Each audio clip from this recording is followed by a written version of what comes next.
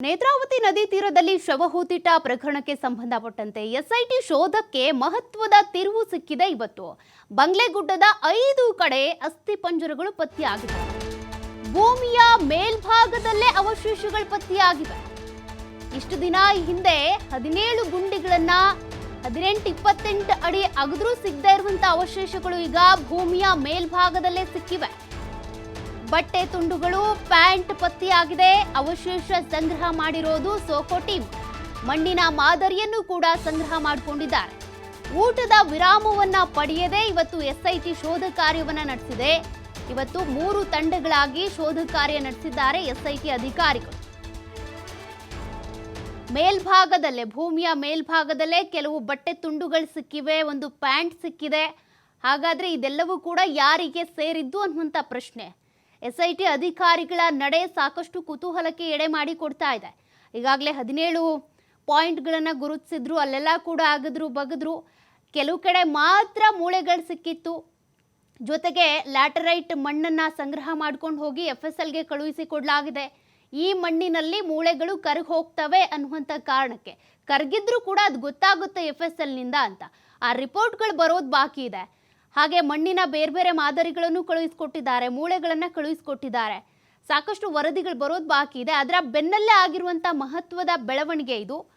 ಭೂಮಿಯ ಮೇಲ್ಭಾಗದಲ್ಲೇ ಕೆಲ ಮೂಳೆಗಳು ಸಿಕ್ಕಿದಾವೆ. ಜೊತೆಗೆ ಯಾರಿಗೋ ಸಂಬಂಧಪಟ್ಟಿರುವಂಥ ಬಟ್ಟೆಯ ತುಂಡುಗಳು, ಪ್ಯಾಂಟ್ ಇವೆಲ್ಲ ಕೂಡ ಸಿಕ್ಕಿದಾವೆ. ಹಾಗಾದ್ರೆ ಇದು ಯಾರಿಗೆ ಸಂಬಂಧಪಟ್ಟಿದ್ದು ಅನ್ನೋದು ಗೊತ್ತಾಗಬೇಕು ಅಂದರೆ ಅದಕ್ಕೂ ಕೂಡ ಸಮಯ ಬೇಕಾಗುತ್ತೆ. ಎಸ್ಐಟಿ ಶೋಧ ಕಾರ್ಯಕ್ಕೆ ಸಿಕ್ಕಿರುವಂಥ ಒಂದು ಮಹತ್ವದ ತಿರುವು ಇವತ್ತು ಸಿಕ್ಕಿರೋದು. ಹಾಗಾದ್ರೆ ಇವೆಲ್ಲವೂ ಕೂಡ ಬಂಗ್ಲೆಗುಡ್ಡದಲ್ಲಿ ಏನು 5 ಕಡೆ ಅಸ್ಥಿಪಂಜರಗಳು ಸಿಕ್ಕಿದಾವಲ್ಲ, ಈ ಪ್ರಕರಣಕ್ಕೆ ಸಂಬಂಧಪಟ್ಟಂತೆ ಪೂರಕವಾಗಿ ಸಾಕ್ಷಿ ಆಗ್ತಾವ ಅಥವಾ ಇದಕ್ಕೂ ಈ ಪ್ರಕರಣಕ್ಕೂ ಸಂಬಂಧವೇ ಇಲ್ಲ ಅನ್ನೋ ರೀತಿಯಾಗಿ ಆಗ್ಬಿಡುತ್ತಾ? ಸಾಕಷ್ಟು ಪ್ರಶ್ನೆಗಳಂತೂ ಇದ್ದೇ ಇದ್ದಾವೆ. ಅದೆಲ್ಲ ಪ್ರಶ್ನೆಗಳಿಗೂ ಉತ್ತರ ಸಿಗೋದು FSLಗೆ ಕಳುಹಿಸಿಕೊಟ್ಟ ನಂತರ, ಅಲ್ಲಿಂದ ರಿಪೋರ್ಟ್ ಬಂದ ನಂತರನೇ. ಇನ್ನು ಸಾಕಷ್ಟು ರಿಪೋರ್ಟ್ಗಳು ಬರೋದು ಪೆಂಡಿಂಗ್ ಇದೆ. ಆ ರಿಪೋರ್ಟ್ಗಳಲ್ಲಿ ಏನಿರುತ್ತೆ ಅನ್ನುವಂಥ ಕುತೂಹಲ ಕೂಡ ಇದೆ. ಅದರ ಮಧ್ಯದಲ್ಲಿ ಬಂಗ್ಲೆಗುಡ್ಡದಲ್ಲಿ 5 ಜಾಗದಲ್ಲಿ ಸಿಕ್ಕಿರುವಂಥ ಈ ಮೂಳೆಗಳು ಹಾಗಾದ್ರೆ ಯಾರದ್ದು? ಇದು ಸಹಜ ಸಾವಿನ ಮೂಳೆಗಳ ಅಥವಾ ಏನಾದರೂ ಹಲ್ಲೆ ಮಾಡಲಾಗಿತ್ತ, ಹಲ್ಲೆ ಮಾಡಿ ಹತ್ಯೆ ಮಾಡಿದ್ರಾ, ಅತ್ಯಾಚಾರ ಆಗಿತ್ತ? ಹೀಗೆ ಸಾಕಷ್ಟು ಪ್ರಶ್ನೆಗಳಿದ್ದೇ ಇದೆ. ಆದರೆ ಅದೆಲ್ಲದಕ್ಕೂ ಉತ್ತರ ಸಿಗಬೇಕು ಅಂದರೆ ಸರಿಯಾದ ತನಿಖೆ, ತದನಂತರದಲ್ಲಿ FSLಗೆ ಆ ಒಂದಷ್ಟು ಮೂಳೆಗಳನ್ನ ಕಳುಹಿಸ್ಕೊಡ್ಬೇಕಾಗುತ್ತೆ. ಬಟ್ಟೆ ತುಂಡುಗಳಿರ್ಬೋದು, ಮಣ್ಣಿನ ಮಾದರಿ ಎಲ್ಲವನ್ನೂ ಕೂಡ ಈಗಾಗಲೇ ಸೋಕೋ ಟೀಮ್ ಕಲೆ ಹಾಕ್ಕೊಂಡಿದೆ. ತದನಂತರದಲ್ಲಿ FSLನಿಂದ ರಿಪೋರ್ಟ್ ಬರಬೇಕಾಗಿದೆ.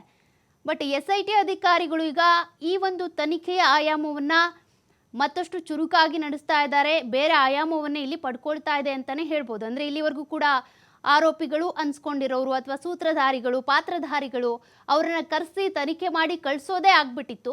ಆದ್ರೀಗ ಮತ್ತೊಂದು ಆಯಾಮದಲ್ಲಿ ಮತ್ತೆ ಫೀಲ್ಡ್ಗಿಳಿದು ಅಧಿಕಾರಿಗಳು ತಮ್ಮ ಕಾರ್ಯಾಚರಣೆಯನ್ನು ಶುರು ಮಾಡಿದ್ದಾರೆ. ಆದರೆ ಈ 5 ಭಾಗಗಳಲ್ಲಿ, ಬಂಗ್ಲೆಗುಡ್ಡದ 5 ಭಾಗಗಳಲ್ಲಿ ಸಿಕ್ಕಿರುವಂಥ ಮೂಳೆಗಳಿರ್ಬೋದು, ಬಟ್ಟೆ ತುಂಡುಗಳು, ಪ್ಯಾಂಟ್ ಇವೆಲ್ಲವೂ ಕೂಡ ಈ ಒಂದು ಪ್ರಕರಣಕ್ಕೆ ಸಾಕ್ಷ್ಯ ಆಗಿ ನಿಲ್ತಾವ? ಅದನ್ನು ನೋಡಬೇಕಾಗಿದೆ. ಯಾಕೆಂದರೆ ಬಂಗ್ಲೆಗುಡ್ಡದಲ್ಲೂ ಕೂಡ ಅವತ್ತು ತೆಗ್ದಿದ್ರು. ಆಗ ಕೆಲ ಮೂಳೆಗಳು ಸಿಕ್ಕಿದ್ವು ನಿಜ, ಆದರೆ ಈ ಪ್ರಕರಣಕ್ಕೆ ಅವು ಪುಷ್ಟಿ ನೀಡ್ತವೆ ಅನ್ನುವಂಥದ್ದು ಇರಲೇ ಇಲ್ಲ. ಅದು ಈ ಪ್ರಕರಣಕ್ಕೂ ಅದಕ್ಕೂ ಸಂಬಂಧ ಇಲ್ಲ ಎನ್ನಲಾಗ್ತಾ ಇತ್ತು.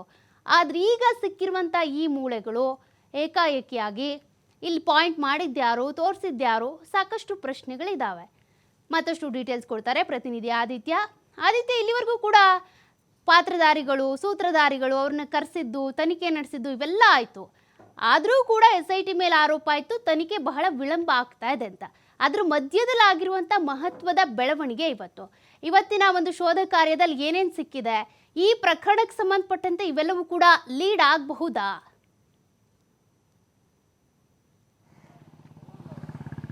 ಸೌಖ್ಯ, ಹೌದು. ಯಾಕಂದರೆ ಬಂಗ್ಲೆಗುಡ್ಡ ಅಥವಾ ಈ ಉತ್ಖನನ ಅಸ್ಥಿಪಂಜರ ಶೋಧ ಇದಕ್ಕೆ ಒಂದು ಅರ್ಥದಲ್ಲಿ ಚಾಪ್ಟರ್ ಕ್ಲೋಸ್ ಆಯಿತು ಇದಿರುವುದು ಅನ್ನೋಂಥ ಅಂದ್ಕೊಳ್ಳುವಂಥ ಹೊತ್ತಿನಲ್ಲಿ ಈಗ ಬೇರೆ ಬೇರೆ ಕಡೆಗಳಲ್ಲಿ ಸುತ್ತಿ ಪ್ರಕರಣ ಬೆಂಗಳೂರು ಬೇರೆ ಬೇರೆ ಕಡೆಗೆಲ್ಲ ಹೋಗಿ ವಾಪಸ್ ಬಂದು ಇದೇ ಧರ್ಮಸ್ಥಳ ಗ್ರಾಮದ ಬಂಗ್ಲೆಗುಡ್ಡಕ್ಕೆ ಬಂದು ನಿಂತಿದೆ. ಈ ಬಂಗ್ಲೆಗುಡ್ಡ ಕಾಡಿನಲ್ಲೇ ಆ ಚಿನ್ನಯ್ಯ ಏನು ಮಾಸ್ಕ್ ಮ್ಯಾನ್ ಆಗಿದ್ದಂಥ ಸಂದರ್ಭದಲ್ಲಿ ಆತ 12 ಪಾಯಿಂಟ್ಗಳನ್ನು ತೋರಿಸಿದ್ದ. ಅದರಲ್ಲಿ 13 ಪಾಯಿಂಟ್ಗಳಲ್ಲಿ ಇಲ್ಲೇ ಉತ್ಖನನ ಮಾಡಲಾಗಿತ್ತು. ಸೊ ಇವತ್ತು ಮತ್ತೆ ಇಲ್ಲಿಗೆ ಬಂದಿದ್ದಾರೆ. ಯಾಕಂದ್ರೆ ಇದಕ್ಕೆ ಕಾರಣ ಏನು ಅಂದರೆ, ವಿಠಲ್ಗೌಡ ಮಾಜರಿಗೆ ಹೋದಂಥ ಸಂದರ್ಭದಲ್ಲಿ ಒಂದು ಸ್ಫೋಟಕ ಆರೋಪ ಮಾಡಿದ್ರು. ನಾನು ಮಾಜರಿಗೆ ಹೋಗಬೇಕಾದ್ರೆ ಅಲ್ಲಿ ರಾಶಿ ಮೂಳೆಗಳು ಪತ್ತೆಯಾಗಿತ್ತು ಅನ್ನುವಂಥದ್ದನ್ನು ಅವ್ರು ಹೇಳ್ತಾ ಇದ್ರು. ಹಾಗಾಗಿ ಇಲ್ಲಿ ಅಸ್ಥಿಪಂಜರಗಳು ಇದೆಯಾ ಅನ್ನುವಂಥ ರೀತಿಯ ಅನುಮಾನಗಳು ಕೂಡ ಮೂಡಿತು. ಈಗ ಗಮನಿಸ್ತಾ ಹೋಗ್ಬೋದು, ಮತ್ತೊಂದು ಹಂತದ ಕಾರ್ಯಾಚರಣೆಗೆ ಈಗ SIT ಮುಂದಾಗಿರೋದು. ಅಂದರೆ ಈ ಬಂಗ್ಲಗುಡ್ಡ ಕಾಡಿನಲ್ಲಿ ಸುಮಾರು 5 ಕಡೆಗಳಲ್ಲಿ ಈ ಥರ ಅಸ್ಥಿಪಂಜರದ ಅವಶೇಷಗಳು ಸಿಕ್ಕಿದೆ ಅನ್ನುವಂಥ ಮಾಹಿತಿ ಬರ್ತಾ ಇದೆ. ನಿಜಕ್ಕೂ ಕೂಡ ಇದು ಒಂದರ್ಥದಲ್ಲಿ ಶಾಕಿಂಗ್ ಆಗಿದೆ. ಯಾವ ಥರ ಒಂದು ಜಾಗದಲ್ಲಿ ಈ ಥರ ಸಿಗ್ತಾ ಇದೆ ಅನ್ನುವಂಥದ್ದು ಈಗ ಸದ್ಯ ಮೂಡಿರುವಂಥ ಒಂದು ಅನುಮಾನ. ಹಾಗಾಗಿ SIT ಕೂಡ ಈ ಒಂದು ಕಾರ್ಯಾಚರಣೆಯನ್ನು ತೀವ್ರಗೊಳಿಸ್ತಾ ಇದೆ. ಈಗಾಗಲೇ ಏನು ಸೋಕೋ ಟೀಮ್ FSL ಅವರು ಈಗ ಏನೊಂದು 5 ಕಡೆಗಳಲ್ಲಿ ಸಿಕ್ಕಿದೆ ಅಂತ ಹೇಳಲಾಗ್ತಾ ಇದೆ, ಅವಶೇಷಗಳನ್ನು ಸಂಗ್ರಹ ಮಾಡಿದ್ದಾರೆ. ಸೊ ಮತ್ತೆ ಈಗ ಇವತ್ತಿನ ದಿನದ 2ನೇ ಹಂತದ ಕಾರ್ಯಾಚರಣೆಯನ್ನು ಕೂಡ ಕಳೆದ ಕೆಲವೇ ಕ್ಷಣಗಳ ಹಿಂದೆ SIT ಮಾಡಿದೆ.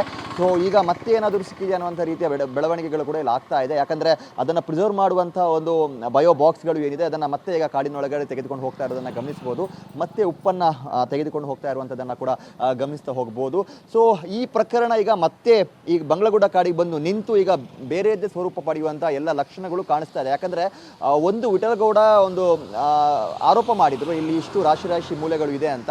ಇನ್ನೊಂದು ಕಡೆಯಿಂದ ಅವರದ್ದೇ ಸಹೋದರ ಪುರಂದರ ಮತ್ತು ಅವರ ಆತ್ಮೀಯ ಆಗಿರುವಂಥ ತುಕಾರಾಮ್ ಇವರು ಹೈಕೋರ್ಟ್ ಮೆಟ್ಟಿಲು ಏರಿದ್ರು. ಅಂದರೆ ಈ ಹಿಂದೆ ಇವರು ಚಿನ್ನಯ್ಯ ಜಾಗಗಳನ್ನು ತೋರಿಸುವ ವೇಳೆ ನಮ್ಮನ್ನು ಕೂಡ ಕಾರ್ಯಾಚರಣೆಯಲ್ಲಿ ಬಳಸಿಕೊಳ್ಳಿ ಅಂತ SITಗೆ ಮನವಿಯನ್ನು ಮಾಡಿದ್ರು. ಆದರೆ SIT ಅದನ್ನು ನಿರ್ಲಕ್ಷ್ಯ ಅಂದರೆ ಅಲ್ಲಗಳಿದಿತ್ತು, ಹಿಂಬರವನ್ನು ಕೂಡ ಬರೆದುಕೊಟ್ಟಿದ್ರು. ಆ ಬಳಿಕ ಅವರು ಹೈಕೋರ್ಟ್ಗೆ ಕೂಡ ಹೋಗಿದ್ರು. ಹೈಕೋರ್ಟ್ಗೆ ಹೋಗಿ ಬಂಗ್ಲಗುಡ್ಡ ಕಾಡಿನಲ್ಲಿ ಈ ಥರ ಅಸ್ಥಿಪಂಜರಗಳು ಇದೆ ಅನ್ನುವಂಥ ಮಾಹಿತಿಗಳು SITಗೂ ಕೂಡ ಬಂದಿದೆ. ಸೊ ಇದನ್ನು ನಿರ್ಲಕ್ಷ್ಯ ಮಾಡಬಾರ್ದು, ಮತ್ತೆ ಇಲ್ಲಿ ಉತ್ಖನನ ಕಾರ್ಯಾಚರಣೆಯನ್ನು ಮಾಡಬೇಕು ಅನ್ನುವಂಥ ರೀತಿಯಲ್ಲಿ ರಿಟ್ ಅರ್ಜಿಯನ್ನು ಸಲ್ಲಿಸಿದರು. ಸೊ ಆ ರಿಟ್ ಅರ್ಜಿಯ ಆಧಾರದಲ್ಲಿ SITಗೂ ಕೂಡ ಹೈಕೋರ್ಟ್ ನೋಟಿಸ್ ನೀಡಿತ್ತು. ಸೊ ನಾಳೆ ಅದರ ವಿಚಾರಣೆ ನಡೀಲಿಕ್ಕಿದೆ. ಸೊ ನಾಳೆಯ ವಿಚಾರಣೆಗೂ ಕೂಡ ಇವತ್ತು ನಡೆದಂಥ ಡೆವಲಪ್ಮೆಂಟ್ ಒಂದು ದೊಡ್ಡ ಪ್ರಭಾವವನ್ನು ಬೀರುವಂಥ ಎಲ್ಲ ಲಕ್ಷಣಗಳು ಕೂಡ ಕಾಣಿಸ್ತಾ ಇದೆ. ನಾಳೆ ಪುರಂದರಗೌಡ ಮತ್ತು ತುಕಾರಾಮ್ ಗೌಡ ಪರವಾಗಿರುವಂಥ ವಕೀಲರು ಇವತ್ತು ಬಂಗ್ಲಗುಡ್ಡ ಕಾಡಿನಲ್ಲಿ ಏನು ನಮ್ಮ ಅರ್ಜಿದಾರರು ಏನು ನಮ್ಮ ಕಕ್ಷಿದಾರರು ಒಂದಿಷ್ಟು ಮಾಹಿತಿಗಳನ್ನು ಉಲ್ಲೇಖ ಮಾಡಿದ್ರು, ಅದಕ್ಕೆ ಪೂರಕವಾಗಿ SIT ಅವರಿಗೂ ಕೂಡ ಇವತ್ತು ಅವಶೇಷಗಳು ಸಿಕ್ಕಿದೆ ಅನ್ನುವಂಥ ರೀತಿಯಲ್ಲೂ ಕೂಡ ನಾಳೆ ವಾದವನ್ನು ಮಂಡಿಸುವಂಥ ಸಾಧ್ಯತೆ ಇದೆ. ಯಾಕಂದರೆ ಅವರ ಉದ್ದೇಶ ಏನಾಗಿರೋದು ಅಂದರೆ, ನಮ್ಮನ್ನು ಕಾರ್ಯಾಚರಣೆಯಲ್ಲಿ ಬಳಸ್ಕೊಳ್ಳಿ, ಚಿನ್ನಯ್ಯ ಯಾವ ಜಾಗದಲ್ಲಿ ಹೂತು ಹಾಕಿದನೋ ಆ ಜಾಗ ನಮ್ಗೆ ಗೊತ್ತಿದೆ, ಸೊ ನಾವು ಹೋಗಿ ಅಲ್ಲಿ ಉತ್ಖನನಕ್ಕೆ ಹೆಲ್ಪ್ ಮಾಡ್ತೀವಿ ಅನ್ನುವಂಥ ರೀತಿಯಲ್ಲಿ. ಹಾಗಾಗಿ ಈಗ ಭೂಮಿಯ ಮೇಲ್ಮೈಯಲ್ಲಿ ಮಾತ್ರ ಈ ಒಂದು ಕಾರ್ಯಾಚರಣೆ ನಡೀತಾ ಇದೆ. ಅಂದರೆ ಬಂಗ್ಲಗುಡ್ಡ ಕಾಡಿನ ರಹಸ್ಯವನ್ನು ಸಂಪೂರ್ಣವಾಗಿ ಭೇದಿಸೋದಕ್ಕೆ SIT ಮುಂದಾಗಿರೋದು. 13 ಎಕರೆ ವಿಸ್ತೀರ್ಣವನ್ನು ಹೊಂದಿರುವಂಥ ಕಾಡು ಇದು.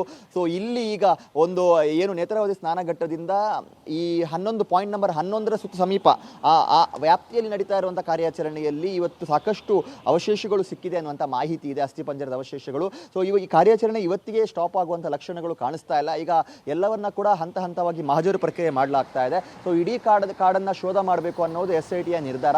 ಹಾಗಾಗಿ ನಾಳೆನೂ ಕೂಡ ಇದು ಮುಂದುವರಿಯುವಂಥ ಸಾಧ್ಯತೆಗಳು ಕೂಡ ಇದೆ. SIT ಈಗಿನವರೆಗೂ ಕೂಡ ನಿರ್ಧಾರ ಮಾಡಿರೋದು, ಭೂಮಿಯ ಮೇಲ್ಮೈನಲ್ಲಿರುವಂಥ ಅಸ್ಥಿಪಂಜರ ಇನ್ ಕೇಸ್ ಅದು ಇದ್ದರೆ, ಅದರ ಅವಶೇಷಗಳು ಇದ್ದರೆ, ಸಣ್ಣ ಏನಾದರೂ ಸಾಕ್ಷ್ಯಗಳಿದ್ರು ಕೂಡ ಅದನ್ನು ಕಲೆ ಹಾಕಬೇಕು ಅನ್ನುವಂಥದ್ದು SITಯ ನಿರ್ಧಾರವಾಗಿದೆ. ಆದರೆ ಇದು ನಾಳಿನ ಒಂದು ಹೈಕೋರ್ಟ್ನ ಒಂದು ವಿಚಾರಣೆಗೆ ಯಾವ ಥರ ಪರಿಣಾಮವನ್ನು ಬೀರುತ್ತೆ ಅನ್ನುವಂಥದ್ದು ಈಗ ಸದ್ಯ ಮೂಡಿರುವಂಥ ಕುತೂಹಲ. ಈ ಎಲ್ಲ ಆಧಾರದಲ್ಲಿ ಪುರಂದರಗೌಡ ಅಥವಾ ತುಕಾರಾಮ್ ಗೌಡ ಅವರ ಮನವಿಯನ್ನು ಕೋರ್ಟ್ ಸಮ್ಮತಿ ನೀಡುತ್ತಾ, ಅಥವಾ ಮತ್ತೆ SITಗೆ ಇಲ್ಲಿ ಉತ್ಖನನ ನಡೆಸಿ ಅನ್ನುವಂಥ ಸೂಚನೆಯನ್ನು ಕೊಡುತ್ತಾ, ಅಥವಾ SIT ಕಾರ್ಯಾಚರಣೆ ಮುಂದುವರಿಯಲಿ ಅನ್ನುವಂಥ ರೀತಿಯ ಆದೇಶಗಳು ಬರುತ್ತಾ, ಸದ್ಯ ಇದು ಸಾಕಷ್ಟು ನಿರೀಕ್ಷೆಗಳಿಗೂ ಕೂಡ ಕಾರಣವಾಗಿದೆ. ಸೌಖ್ಯ. Thank you Aditya, live ಡೀಟೇಲ್ಸ್ಗೆ.